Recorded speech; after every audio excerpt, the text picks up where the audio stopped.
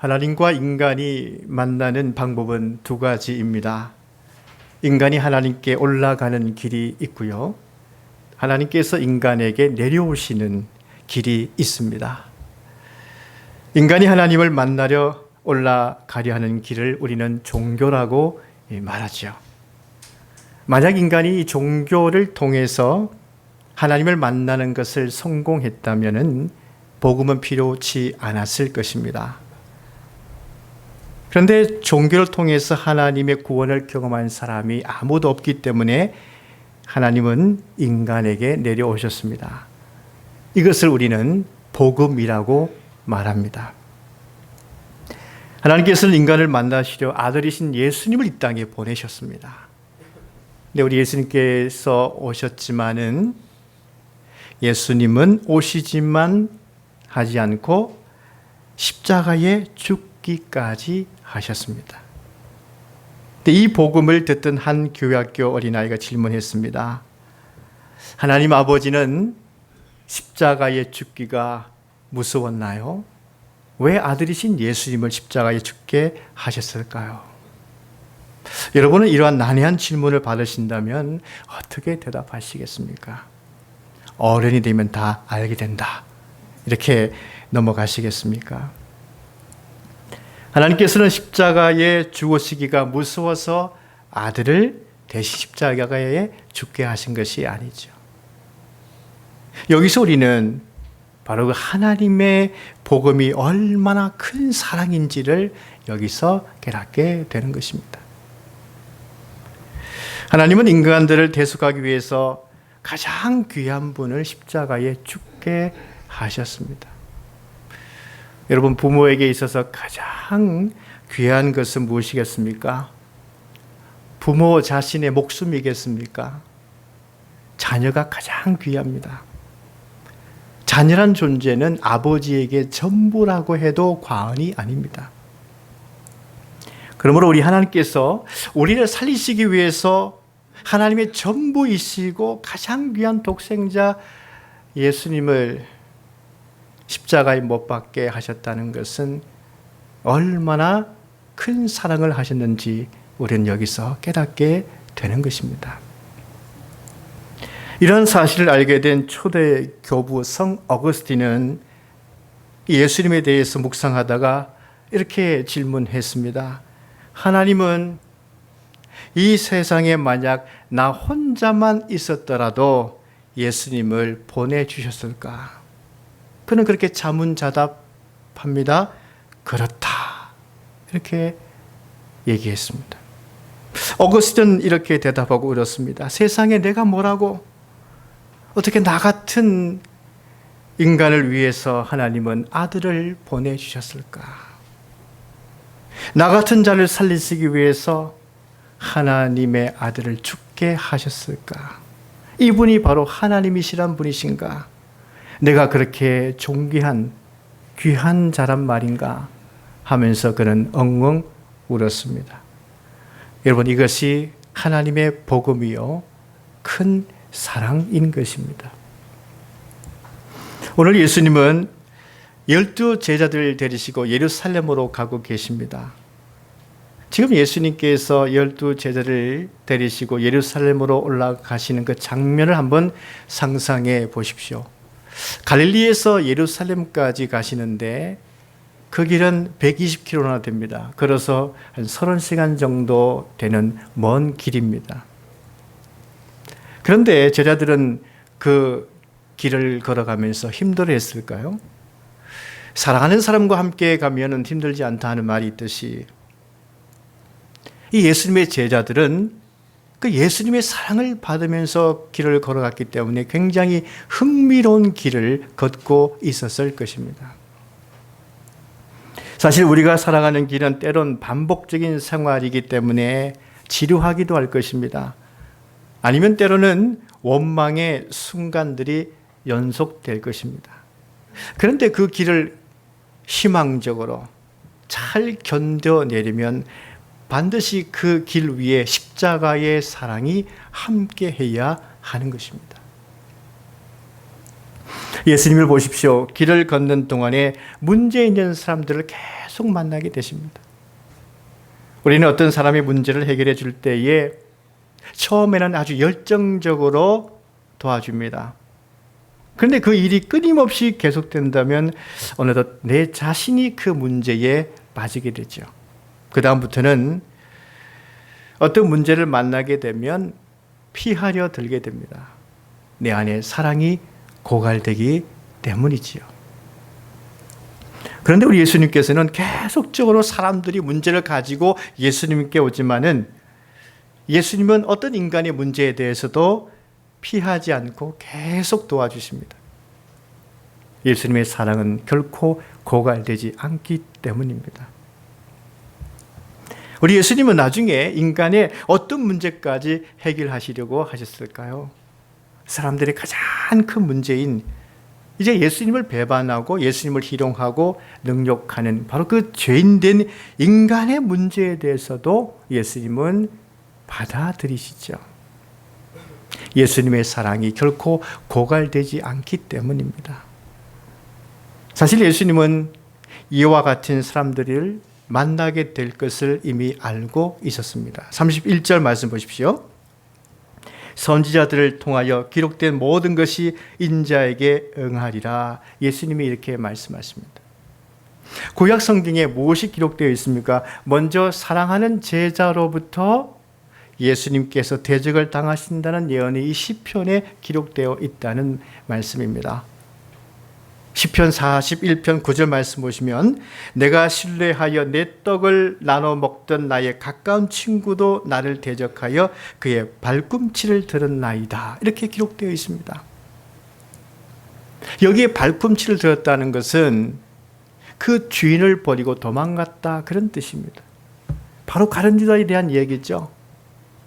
가룟 유다는 예수님과 함께 떡을 나눠 먹을 만큼 함께 했고 아주 친밀한 관계를 형성했습니다. 그런데 그가 자신의 주인인 예수님을 배반하고 이방인에게 그 주인 대신 예수님을 넘겨주게 된다는 것이죠. 근데 예수님은 그 사실을 알고도 그를 사랑하셨다는 것입니다. 또한 이사야 53장을 보게 되면 메시아신 예수님이 사람들로부터 멸시를 받습니다. 버림을 받습니다. 우리의 허물 때문에 예수님이 찔림을 당하십니다. 우리의 죄악 때문에 상함을 당하십니다. 우리가 그릇된 길로 걸어갔는데 하나님께서 우리의 모든 죄악을 예수님께 담당시키신다는 말씀이 예언되어 있습니다. 이러한 내용들이 이미 구약 선지서에 다 기록되어 있는데 예수님은 좀 더 구체적으로 어떤 일을 당하게 될 것인지 오늘 32절과 33절에 잘 말씀을 전하고 있습니다. 인자가 이방인들에게 넘겨져 희롱을 당하고 능욕을 당하고 침뱉음을 당하게 했으며 그들은 채찍질하고 그를 죽일 것이나. 예수님은 제자들에게 누가 지금 이러한 고통을 당한다고 말씀하고 있습니까? 제자들이 메시아로 믿고 있는 예수님이 이렇게 고통을 당한다고 전하고 계십니다. 사실 제자들이 믿고 있는 메시아는 메시아이기 때문에 고난받지 않고 고난을 물리칠 것이라고 믿고 있었어요. 지금까지 예수님 보십시오. 죄를 사하는 권세를 나타내셨습니다. 그리고 또한 악을 다스리시는 그 권세를 보여주셨습니다. 그러므로 예수님께서 고난을 당하신다는 것은 사실 상상도 할 수 없는 그런 말씀인 것입니다.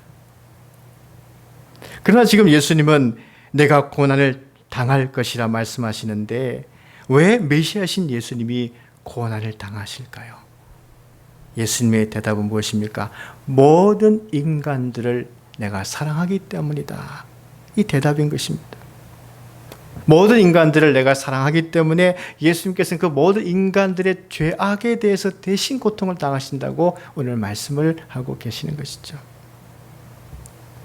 그런데 제자들은 이것을 하나도 깨닫지 못했습니다. 왜 메시아신 예수님이 이방인들에게 넘겨짐을 당하고 희롱을 당하고 능욕을 당하고 고난을 당할까? 이것은 생각할 수 없는 것이었습니다. 그리고 제자들 중에는 마음속으로 예수님, 그것은 예수님의 착각이십니다. 죄악된 사람들에게 고난을 당하고 십자가에 죽으신다고 해서 과연 그들이 변화될 수 있을까요? 이렇게 질문한다면 예수님께서 뭐라고 대답하시겠습니까? 요한복음 10장 11절에 나는 선한 목자라. 선한 목자는 양들을 위하여 목숨을 버리거니와. 여러분, 우리가 사는 이 세상은요, 조그만 힘이 있으면 어떻게 행동합니까? 인격적인 예의를 갖추지 않습니다. 그래서 담장을 넘어 다니거나 불의의 방법을 통해서 훔치거나 양들을 취하는 세상입니다. 그러나 절대 힘이신 예수님은 한 마리에게도, 길 잃은 한 마리 양에게도 죄의 고통 가운데 상처 입은 그 양 한 마리에게도 인격적으로 대하시죠. 아주 정상적인 방법으로 대하신다는 뜻입니다. 때로는 이리떼들이 그 양들을 공격해 올 때에 선한 목자하신 예수님은 그 양들을 지키기 위해서 대신 목숨까지도 버리신다고 말씀하시고 계십니다. 그래서 이와 같은 예수님의 사랑을 알게 된다면 사람들이 과연 변화되지 않겠느냐는 것입니다. 이 예수님의 사랑을 알면 사람은 변화되게 돼 있다는 뜻이에요. 그런데 제자들은 지금 무엇을 깨닫지 못하는 것입니까? 그 예수님의 사랑을 깨닫지 못한다는 것입니다. 그 예수님께서 지금 말씀하시고자 하는 것은 예수님의 바로 이와 같은 사랑을 받아들이는 것이 바로 믿음이다.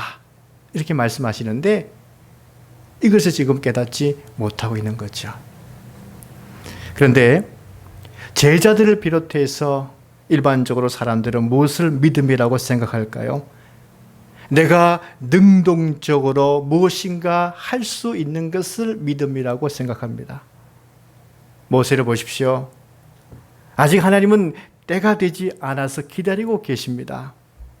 그러나 모세는 자신의 능동적인 믿음으로 고통받는 히브리 민족을 구해주고 싶었습니다. 근데 그러다가 문제를 더 일으키죠. 그래서 믿음은 나의 능동적인 행동이 아니라 하나님이 나타나시고 부르실 때, 그리고 이제 나와 함께 일하자 하실 때에 그 하나님의 제의를 수동적으로 받아들이는 것이 믿음이라고 가르쳐주고 계십니다. 그런데 모세도 그랬듯이 사람들은 내가 이제 아무것도 할 수 없는 상황일 때는 믿음의 행동을 할 수 없다고 자포자기하죠. 모세는 광야에서 40일 동안 살았습니다. 어쩌면 이젠 애굽에 대해서, 고센 땅의 정세에 대해서 정확한 정보를 알지 못할 수 있습니다. 그런 나이도 들었습니다. 80세가 되었습니다. 지금 들의 양떼만을 치는 입장입니다. 말하자면 사람들로부터 잊혀진 상태에 있습니다. 전에는 왕궁에 있었고 권력이 있었습니다. 그런데 하나님은 모세가 능동적으로 할 수 있다는 믿음을 가졌을 때는 아직 때가 아니다 이렇게 말씀하셨죠. 근데 모세가 능동적으로 할 수 없을 때에 하나님께서 모세에게 나타나셔서 부르시면서 모세야 이제 나와 함께 출애굽 일을 하자라고 하나님께서 찾아오셔서 말씀하신 것이죠. 하나님께서 모세에게 요구하시는 것은 능동적인 믿음이 아니라 하나님께서 이제 함께 하자 하실 때에 그 뜻을 받아들이는 수동적인 믿음을 요구하시는 것이죠. 지금 이 제자들에게 필요한 믿음은 그들이 메시아를 앞세워서 우리가 이제 이스라엘을 로마로부터 자유케 하자. 그리고 이 세상을 변화시키자. 이런 능동적인 믿음이 그들에게 필요한 것이 아닙니다. 예수님의 십자가의 사랑을, 그 방법을 받아들이는 수동적인 믿음이 그들에게 필요한 것입니다. 지금 예수님은 뭐라고 말씀하십니까? 내가 이방인들에게 넘겨짐을 당하고 희롱과 능욕을 받고 고난을 당하며 그리고 십자가의 죽임을 당함은 너희와 모든 인간들을 사랑하기 때문이다. 그러면 제자들은 예수님 알겠습니다. 바로 그 십자가의 고난과 십자가의 죽으심이 우리를 향하신 사랑임을 알겠습니다. 이렇게 그 예수님의 사랑을 받아들이는 것이 믿음이라고 지금 예수님이 가르치고 계십니다. 근데 제자들은 그 십자가가 그들을 구원하고 세상을 구원한다는 이 예수님의 사랑임을 아직 깨닫지 못하고 있다는 것입니다. 그리고 그 사랑을 받아들이는 것이 믿음이라고 하는 것을 알지 못하고 있다는 것이죠. 말하자면 지금 이 제자들은 잘못된 메시아관을 가지고 있다는 뜻입니다. 예수님은 사랑하는 제자들에게 깨닫게 해주시고자 이 다음 장소로 이동하시죠. 이제 여리고로 들어가시는데 거기에 한 맹인이 있습니다. 그가 이제 길가에 앉아서 이제 구걸하고 있었습니다. 근데 이 맹인은 눈은 보이지 않지만은 이런 사람들이 대신에 귀가 아주 발달하죠. 오늘은 왠지 예사롭지 않은 소리가 들리는 것입니다. 큰 소리가 들리는 것입니다. 많은 무리의 소리가 들리는 것이죠. 그는 극도의 관심을 가집니다. 아, 지금 예수님이 이곳에 들어오시면서 이곳을 지나가신다는 소식을 듣게 됩니다. 그러자 그는 즉시 외치죠. 다윗의 자손 예수여, 나를 불쌍히 여기소서. 그는 얼마나 큰 소리로 외쳤을까요? 근데 그가 왜 다윗의 자손 예수여라고 외쳤을까요? 다윗의 자손 예수여 라는 이 호칭은 메시아의 호칭이었기 때문입니다. 지금 그는 누구를 부르고 있습니까? 메시아를 부르고 있는 거예요. 메시아를. 사람이 메시아를 부를 때는요, 주님, 제가 주님의 구원이 필요합니다. 주님의 구원을 원합니다. 라고 간절히 바랄 때에 메시아를 찾는 때입니다. 그런데 그 많은 사건이 누가복음에 기록되어 있고 많은 사람들의 이야기가 나와 있지만 그들 중에, 그 사건 중에 메시아를 부르는 소리가 이 누가복음에는 여기 딱 한 번 등장한다는 거예요. 어떤 사람이 메시아를 간절히 불러야 합니까? 지금 내 앞이 캄캄하여 보이지 아니하는 사람들, 내가 어떤 길로 가야 할지 그 안목이 열려 있지 않는 사람들, 마음의 눈이 닫혀서 답답한 마음을 가진 사람들, 아직도 주님의 사랑을 깨닫지 못하여서 그 주님의 사랑에 눈을 뜨고자 하는 간절함 있는 사람들, 그 사람들이 바로 메시아이신 예수님을 불러야 하는 사람들입니다. 이 맹인은 사람들로부터 조용히 하라는 책망을 받게 되죠. 사람들은 분명히 이 맹인에게 기분을 상하게 했을 것입니다. 그러면 그 순간에 이 맹인은 마음도 상하고 기분도 상해서 마음이 흔들릴 수 있었을 것입니다. 그러나 그는 자신을 받아주실 그 예수님을 믿었습니다. 그러므로 그 상한 마음과 그 상한 기분이 마음에서 올라오려고 할 때에 차단할 수 있었습니다. 믿음이라고 하는 것은 무엇입니까? 내 마음속에 상한 감정과 상한 기분이 막 올라오려고 할 때에 그때 예수님의 사랑을 기억해내고 나를 받아주신 그 예수님을 향해서 마음을 들이면서 그것을 차단할 수 있을 때 바로 그것이 믿음으로 나타날 수 있다는 거예요. 그때 차단하지 못하면 이제는 끊임없이 나쁜 쪽으로 갈 수 있는 것이죠. 바로 이 사람은 내 마음을 흔들게 하는 상한 감정이 올라올 때에 나를 받아주시는 그 예수님을 받아들이는 믿음으로 차단하고 그는 더 큰 소리로 예수님께 부르짖습니다. 다윗의 자손이여, 나를 불쌍히 여기소서. 전통적으로 멸시당하고 고통을 당하는 자들이 하나님께 고하는 외침이 나를 불쌍히 여기소서, 이런 외침이었어요. 근데 이 외침 속의 의미는요, 이제 하나님의 사랑, 예수님의 사랑을 나는 추호도 의심하지 않고 그 사랑을 그대로 받아들이겠습니다. 나를 사랑하여 주소서. 이러한 외침의 의미인 것입니다. 이 맹인의 마음과 지금 이 제자들의 마음의 그 차이점은 무엇입니까? 이 맹인은 예수님의 사랑을 무조건 다 받아들이겠다는 그 믿음을 가졌습니다. 그러나 이 제자들은요, 예수님의 사랑을 받아들이지 못하고 있었습니다. 어떻게 메시아신 예수님께서 채찍질을 당하고 십자가의 죽임을 당할 수 있단 말이냐? 그런데 그것이 바로 구원을 주시는 예수님의 사랑임을 그들은 아직 알지 못했다는 것입니다. 예수님은 부르시는 그 맹인을 데려오라 하셨죠. 예수님은 내게 무엇을 하여 주기를 원하느냐? 사람들은 분명히 이 맹인은 전과 같이 똑같이 구걸하려고 했을 것이다 생각했을 것입니다.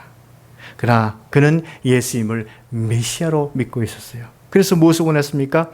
내가 보기를 원하나이다. 그렇게 구하는 겁니다. 이것이 매우 중요합니다. 성령의 기름 부음을 받은 메시아는 무슨 일을 하시는 분이십니까? 누가복음 4장을 보게 되면 주의 성령이 내게 임하셨으니 포로된 자에게 자유를, 눈먼 자에게 다시 보게 함을 하신다고 말씀하고 있지 않습니까? 그러니까 메시아신 예수님은 사람들의 눈을 뜨게 하시는 사역을 하신다는 것이죠. 예수님은 그에게 내 믿음이 너를 구원하였느니라 하셨습니다. 그는 보게 되었습니다. 그는 하나님께 영광 올려드리며 그는 이제 예수님을 따르는 주의 제자가 되었습니다. 그는 어떤 믿음을 가지고 있었습니까? 예수님은 나를 사랑하신다는 믿음을 가지고 있었습니다. 예수님의 사랑을 받아들이는 그 믿음이 그의 눈을 뜨게 하는 동인이 되었습니다. 예수님이 나를 받아주시고 사랑하신다는 사실을 우리가 믿는다면 우리의 닫힌 마음과 우리의 닫힌 눈, 닫힌 길도 다 뜨이게 되고 다 열리게 될 줄로 믿습니다. 지금 제자들은 무엇을 받아들여야 합니까? 예수님이 희롱당하시고 십자가에 죽으신다는 것은 바로 그 제자들과 모든 사람들을 사랑하시기 때문임을 믿음으로 받아들여야만 했습니다. 이 눈을 떠야 예수님의 십자가의 사랑 안에서 그들이 지금 가고 있는 제자도의 길을 잘 견뎌내며 갈 수 있기 때문입니다. 우리는 어떤 사람들이죠? 예수님을 따라가는 주의 제자들입니다. 이 제자도의 길을 잘 견뎌내며 끝까지 걸어가려면 예수님의 십자가의 사랑을 우리가 받아들이고 그 사랑 안에서 갈 때에 견뎌내며 끝까지 갈 수가 있는 것입니다. 우리 모두 나를 사랑하신 예수님을 믿으며 제자도의 길을 잘 견뎌내시며 걸어가시는 우리 모두가 될 수 있기를 주의 이름으로 간절히 축원합니다. 기도하겠습니다.